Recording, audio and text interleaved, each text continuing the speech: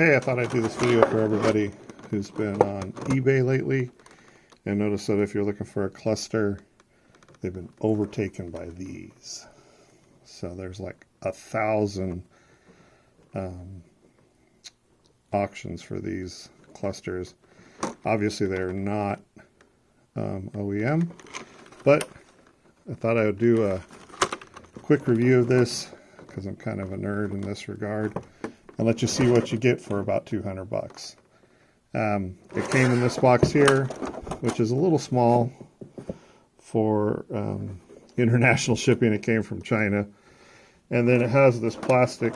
It did come packaged in this plastic, which definitely did not survive the trip. If you look at it here, it's kind of crushed. But at the end of the day, it did come all together and wasn't busted or dented that I can see. And this is what you get. You can see there.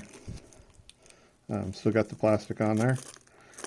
It looks to be a really good color. I'll check that a little closer in a minute. The things that tell you right away that it's not an OEM is all the lettering is way too big. Like the lettering and the gauges are way too big. You can see that just kind of looking at it. Not that that necessarily is a bad thing, but for all of us kind of geeky purists, that's something that, you know, we obviously notice. Also, the lettering on the top here for the kilometers per hour is not quite right. That hoop is way too thick. So just some of the graphics are not quite right. And also, the biggest detractor from all this is it is kilometers per hour. So you could probably swap out the face, potentially, for the miles per hour, but then your odometer is still going to roll in kilos. Or not kilos, kilometers, which is something that isn't the greatest. Couple things to note. On the pictures, you can kind of see there's a little indentation right here. There is definitely an indentation that kind of goes and carries around the bottom on both sides. And I guess we could peel this off here.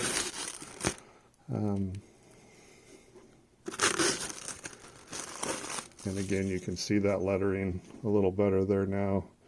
Like that E is huge. And I can tell by the needles. We'll look in a little bit, but it looks like the needles are, it's not a regular OEM gauge. There's definitely a ridge here that isn't stock, but again, you know, there's probably, 250 of us in the whole world, if even that would notice that. Probably more like 20. Does have the rubber booties on there, which is nice.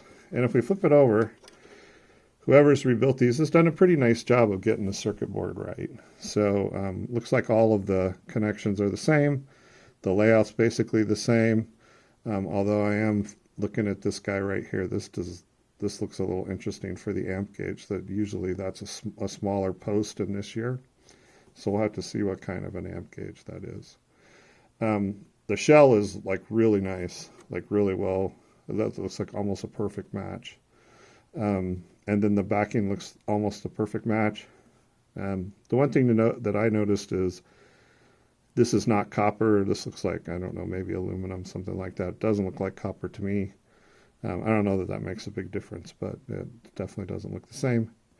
And then the big one, again, for us kind of nerdy guys that follow all this stuff really closely is that's a steel speedometer there with 4 bolts on the outside. So very different from an OEM speedometer. So it'll be interesting to see once we get into this kind of what it looks like. Other than that, it looks pretty good. Actually, just give me 2 seconds here and we can do a quick check of the color.